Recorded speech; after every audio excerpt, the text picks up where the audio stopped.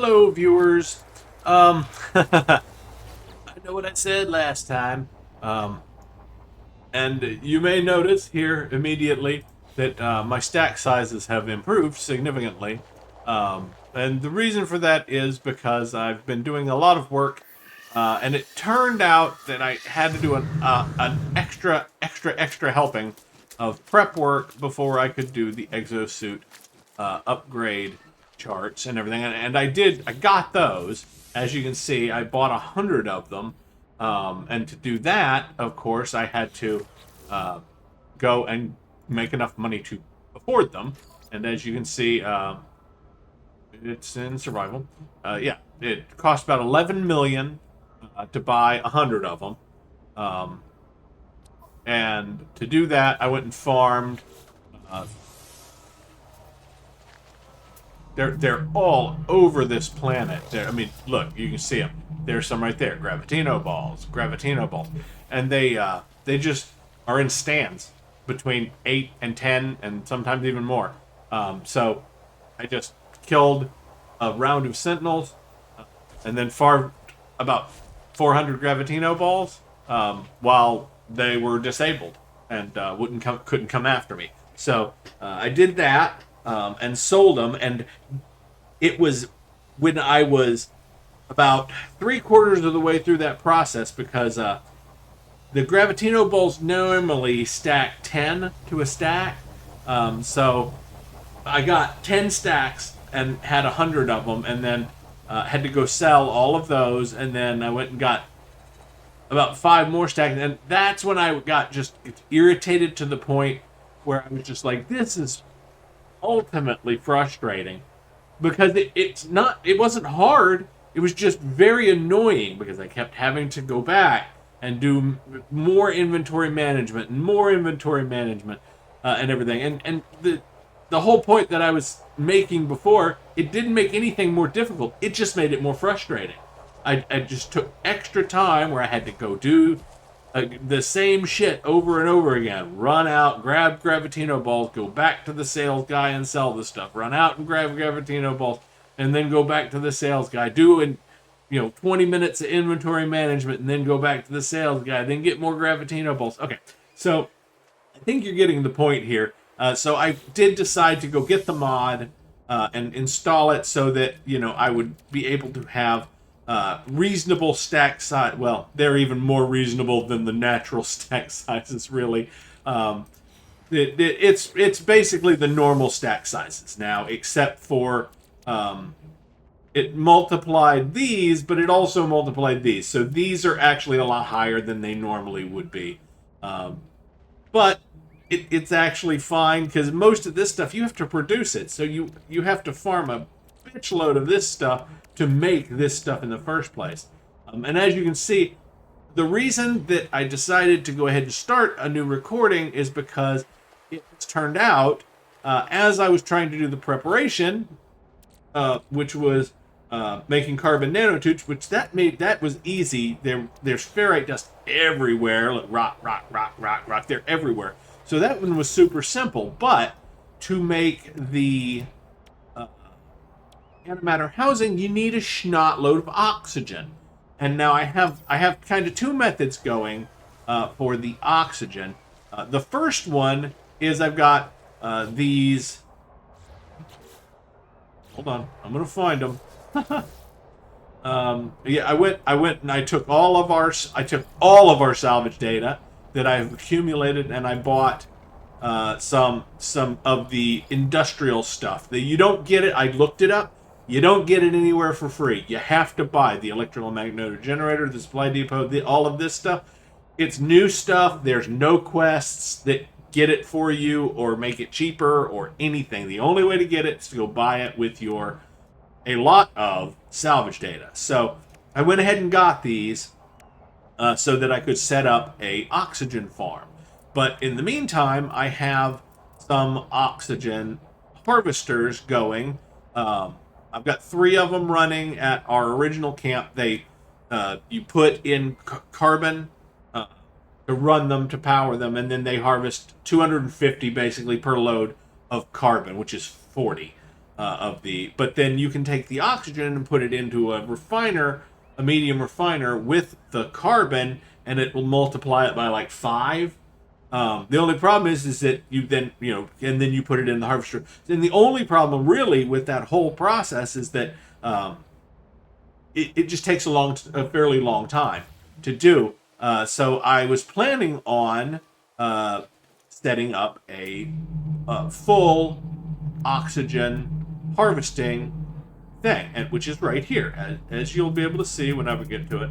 I have found a B class, a very, very good high class gas cloud that I'm going to set up harvesting on and everything. And so but right now I'm having to get the copper and everything. So I just wanted to, record this part because, the whole setup of this stuff and everything, I figured you guys might be interested in, kind of how it's all set up and how expensive it is to set up one of these oxygen farms and everything. And there's also copper over at our original base. There's a copper node over there.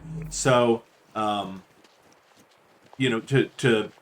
have all the copper that we want, and thus all of the metal, chromatic metal that we need for pretty much anything, we can set that up as well. But to do that, we need, you asked it, chromatic metal. So right now, I am in the process of finding copper nodes and mining them out so that I can then go and turn that into chromatic metal so that we can make our processors. Yes, because see, our big industrial processors, the gas extractor and the mineral extractor cost 100 chromatic metal apiece. And really, if you're using less than 5 of those on a node, you're pretty much not getting that. You're not going to get a lot out of it, or it's going to take a really, really, really long time to get a significant amount out. So, so my plan is to set up 5 on the copper node and 5 on the other node, which means I need about 2,000 copper. Oops, sorry, I didn't mean to shoot you. Yeah, no, you investigate. I'm just not going to shoot you now. I'm going to let you scan me and all that kind of stuff.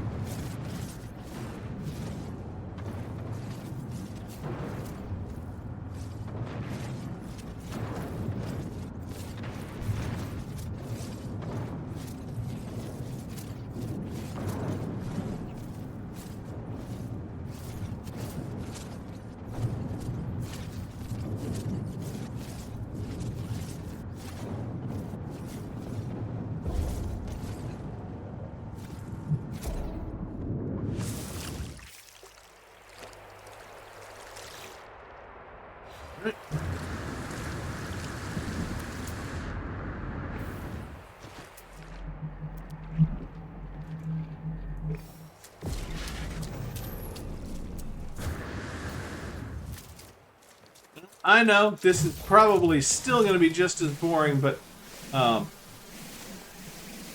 you know, this is not what I promised I wasn't. This is not what I promised I was going to do exactly. I mean, it's kind of part of it because it turned into this because I needed to produce a whole bunch of materials for doing the drop pods. And I did one, and then I realized, oh crap, if I'm going to make all this stuff for these drop pods, I'm going to need to farm a bunch of materials. Yeah, so that's what led to all of this part here. Is I realized, yeah, I'm not going to be able to get enough oxygen in any kind of reasonable time frame by destroying hazardous plants this way. So.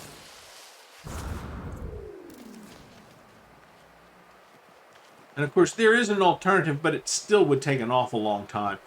Because I did get the autonomous mining thing that you can buy, and it's super cheap. It only costs one. And the reason it's super cheap and only costs one is because it's really, really, really slow.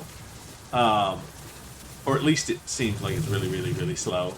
And you have to keep it charged manually. You can't like wire it up or anything like that. You have to keep feeding it carbon or oxygen or something, you know, that it can run on. And if you don't, it runs out and stops working. So you have to keep going back and keep it monitored and pull the whatever you're mining out of it. And it only mines up to 250 at a time of whatever it is. It also requires uranium to make them. So I would actually have to go and do this same thing to mine uranium just so we could build a bunch of the autonomous mining things. Of course, once I had the uranium, it would be reusable over and over again because you can take them apart after you use them. You can use them and then take them apart and then move and use them somewhere else as well by just rebuilding them with the same uranium over and over again. However, the point is moot because if I was going to take that much time to do that, I might as well have just done this, which is exactly what I made the decision to do. Now, if I had the uranium already, I would do a combination. I would put the miners to work on a node, and then I would go find a couple of nodes and keep coming back, to the mining site and everything. But since that's not the case, I don't have any uranium. I decided not to take the extra time to go mine the uranium in order to start that process and basically double my preparation time to get that in order.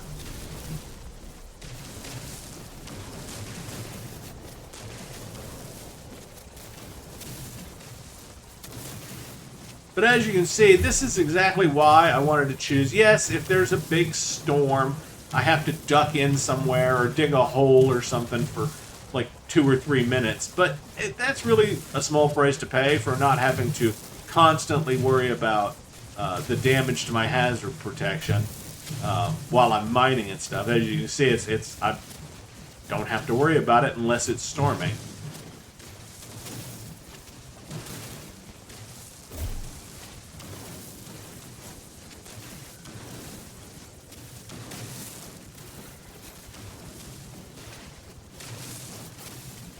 Yeah, and now I did have to set up a second base because that oxygen node was too far from our original base to just make the run across. It was just out of range of the edge of where you could build to of the first base, so I had to set up a second base. Which is fine. I'll just put a teleporter there, and I'll be able to teleport back and forth between the two, and everything. So it's not that huge a deal. Right now, the only problem is that I have no power at the oxygen base. I haven't. I need to look around and see if I can find an electromagnetic site. If not, there are ways. It's just to make it work with batteries and such. It's just rather expensive to set that up. It's actually cheaper to set up the electromagnetics. Which, now that I think about it, which I can't look at right now because I'm not near enough of a base. Seems weird because, okay, I'm just out of range of it. Okay, so what do we got here? 1734. We're closing in. I think we're really close now to what we need there.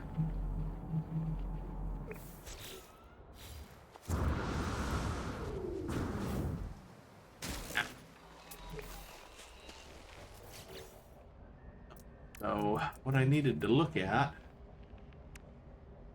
Okay, those take 75 chromatic metal, so we're gonna need more. We're gonna need even more.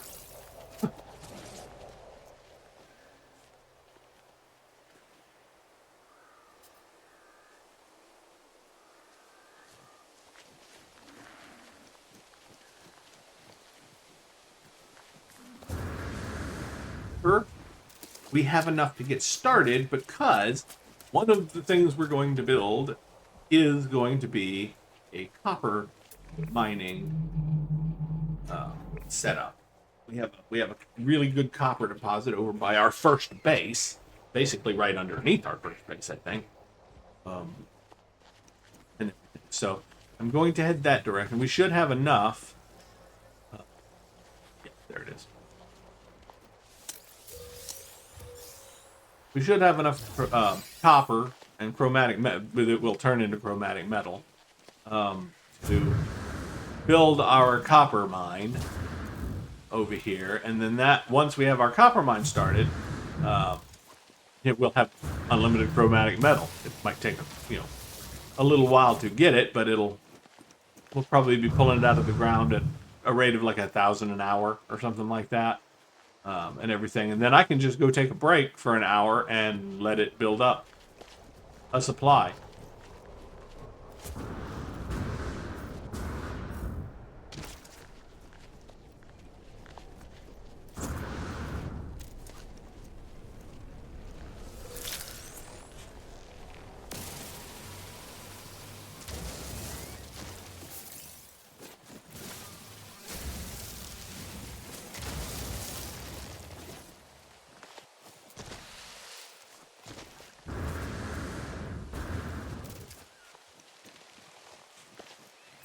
Yeah, but okay, here. This is kind of what I wanted to show you. They're everywhere. They're all over the place. Now, if I looted one right now, because I haven't killed a wave of sentinels in quite some time, I'd be attacked by the sentinels. And it would be at 3 stars immediately. Here's another patch of them, say, and then there's like 7 or 8 there. And they respawn. It's not like I can just run in a big circle, and I never run out of patches. They just keep showing back up. So yeah, that's what I did. I made about 11 million. Well, I actually made like 17 million, I think, total. But that's why I still have some left, just because I had more than I actually needed to get the 100 charts. Of course, it took quite a few reloads because I was buying them 3 charts at a time. So, yeah, I had to buy 3, reload, buy 3, reload, buy 3, reload.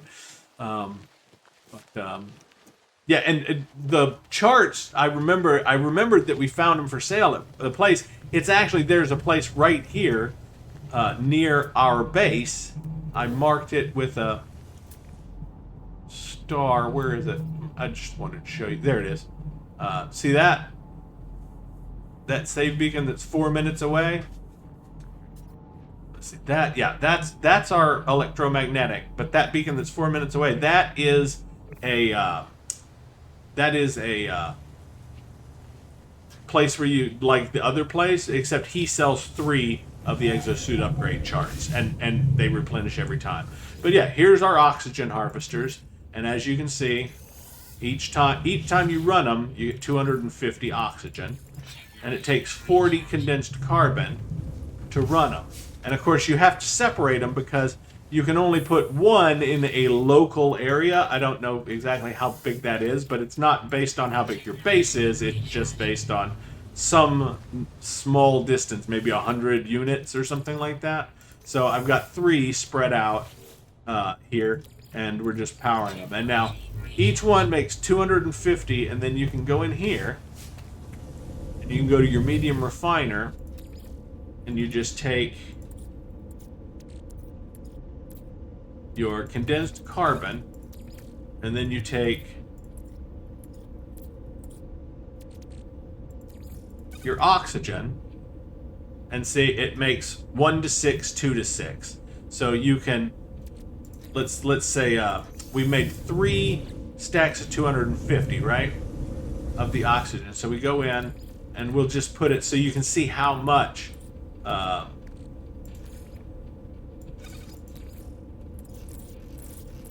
there we go, 250, the rest. So as you can see, we can turn 250 oxygen and like yeah, like 100 and something into 750 condensed carbon. So we can actually increase our condensed carbon by a significant amount without using all of our oxygen. So we can keep powering this cycle forever, essentially, just by and that's what I was meaning with the, you know, it doesn't matter if, because I could just store the extra stacks of condensed carbon in here and then use it to power, and then the oxygen, and same thing. So it's just making it less annoying to have to deal with the. But as you can see, like, it takes a little while for each one of these to produce its 250 oxygen and everything. So it's nice to just be able to go out and. Okay, so first thing we need to do is make sure we have enough magnetized ferrite.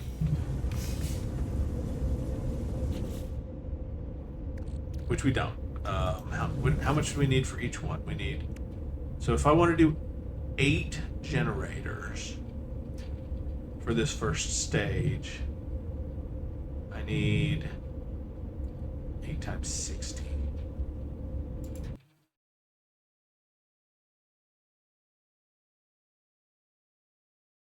So that's 480 magnetized ferrite. So I need to make 480 magnetized ferrite.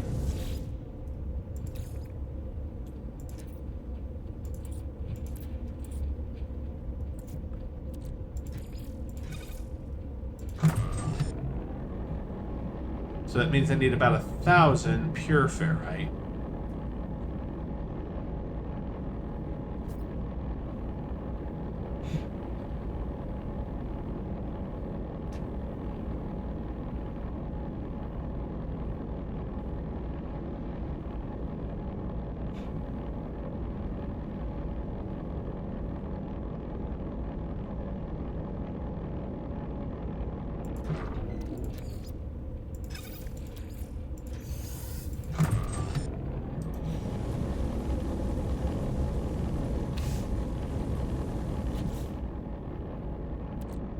Yeah, we got lots of ferrite dust.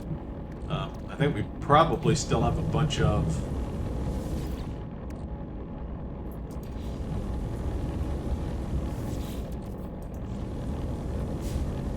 Well, I may have turned it all into ferrite dust at this point, but we did have a lot of rusted metal.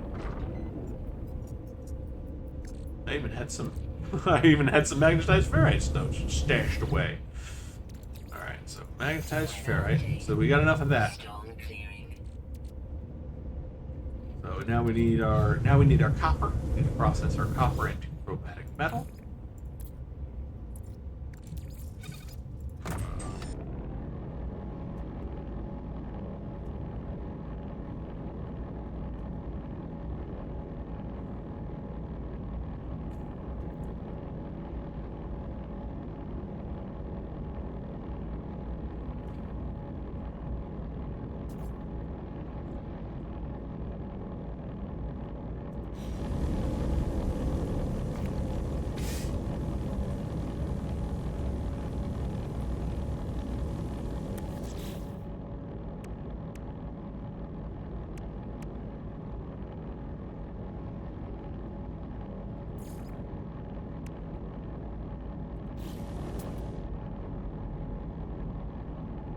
Yeah, and I went searching for gas clouds, and I found a bunch of them, but they're all nitrogen until I finally found that one, way over on the other side of nowhere. Well, it's not really on the other side of nowhere. It's really not that far away. It's 3 minutes and 49 seconds, which is, I think, just past, like,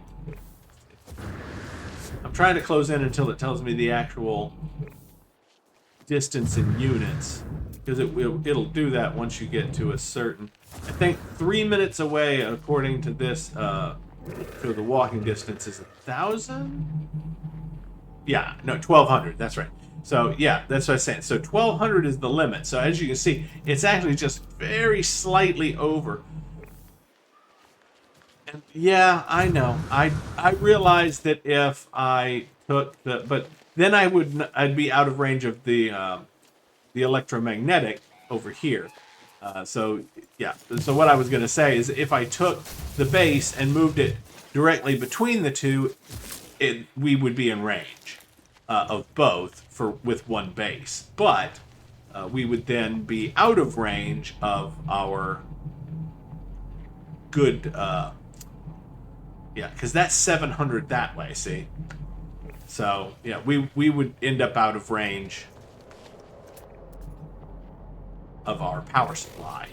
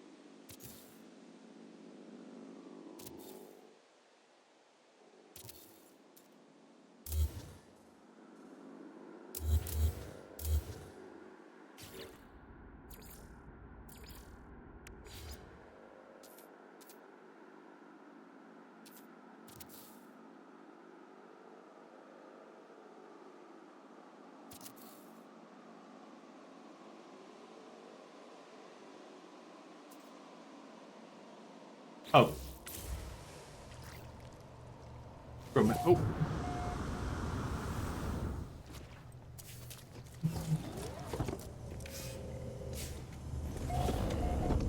Like, why am I on chromatic melt? Just because I didn't take it out of the refiner yet.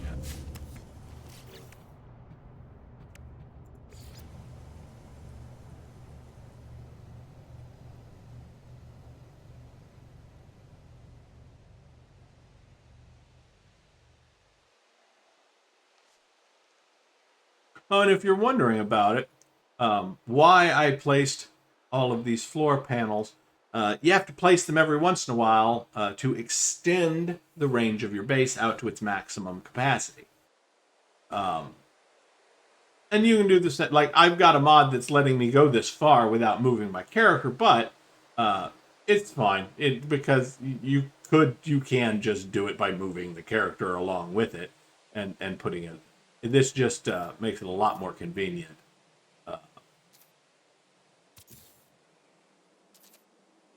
Than having to, move around and always be right next to everything you're building. Right, let's see. So that's...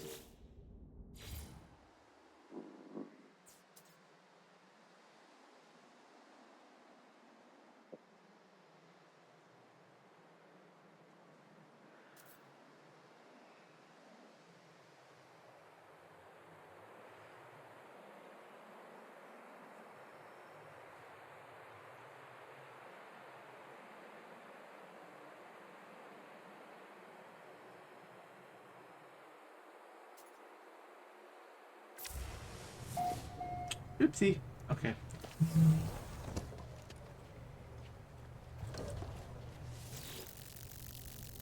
They're still not completely done. They're close, but they're not completely done yet.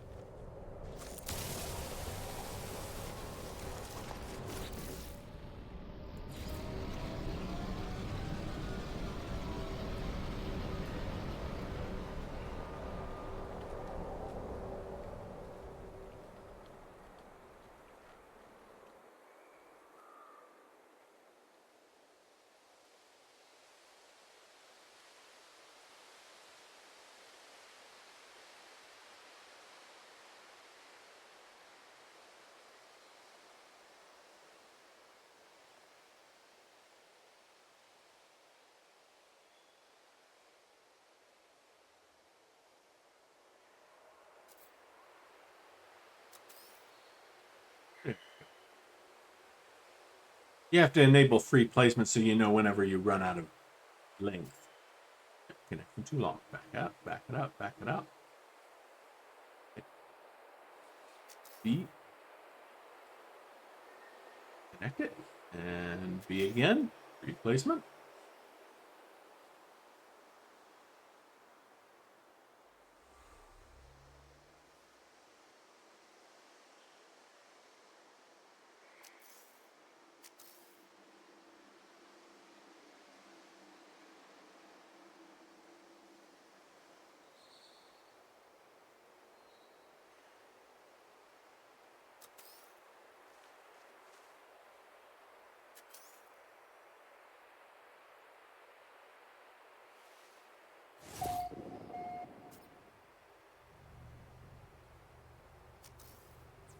Go.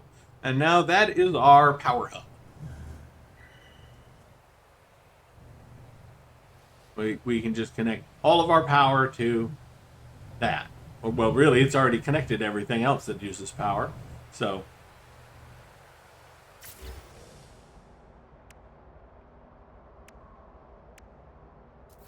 I just gotta remember where... I was gonna say, it's right here, very close by. I remember that.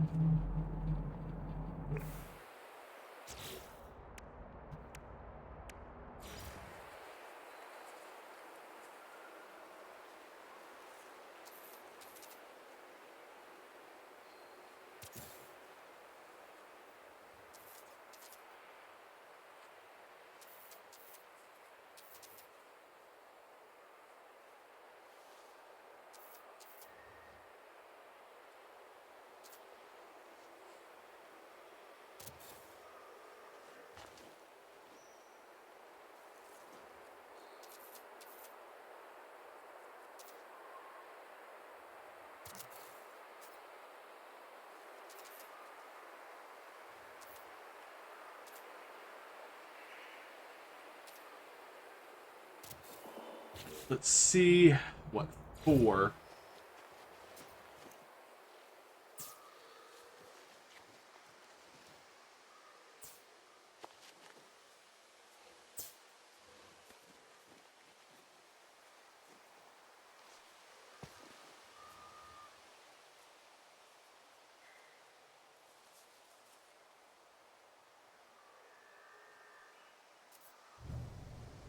Seriously, too close to the damn starship. Really? That's probably...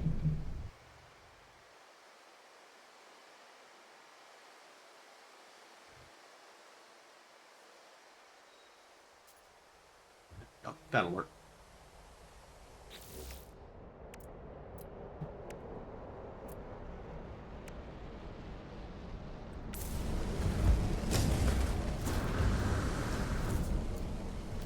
Alright, so we've got it going anyway.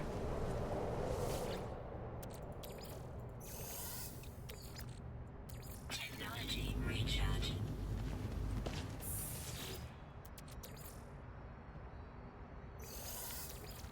Technology recharge.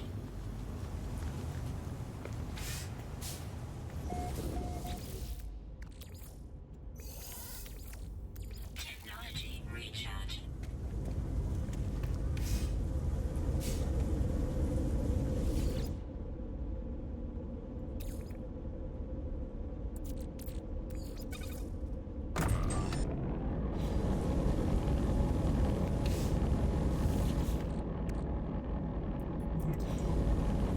Totally it's last one.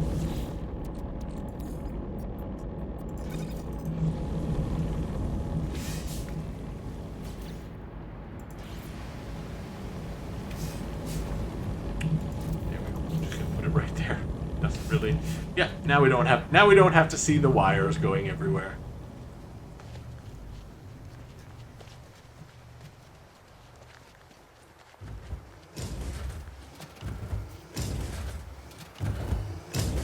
Okay, so each one of these is producing 362 per hour. So all told, it's going to be about 1,200 an hour.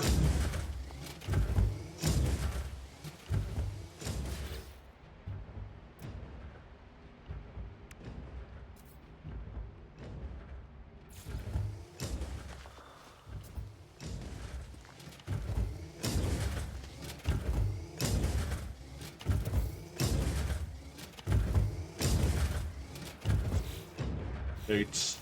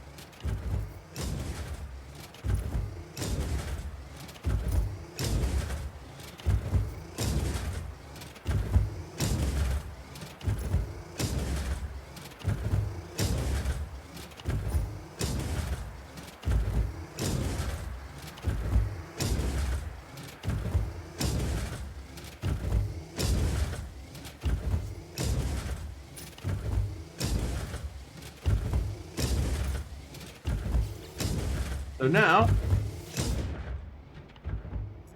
we have a overall storage of 7,000 with 1,095 per hour.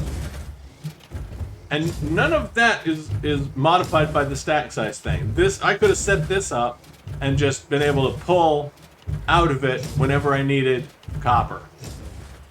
So, yeah, is this kind of what I meant by, you know, once you get to a certain point, the stack size thing only makes a difference in that it's annoying, rather than it just makes you have to do things more and more and more repetitively. but it doesn't actually make it harder to do. And everything, because like setting that up would have been really annoying, because I would have had to keep going back for another. I would have been able to build one thing and then have to go back and get more material, build another one and go back and get more material. You see what I mean? It won't make it any harder to do. I have the material, I can gather the material. It just makes it really, really annoying to have to deal with. Yes, and I know that this currently looks awful, but I will take all of this apart later and rebuild. For right now, I'm just working on getting it to where we are, where it's got the stuff that we need all set up. So let's see. We have 290. That's not going to be enough to do the next phase with. So I'm going to take a break, and we will have enough when I come back.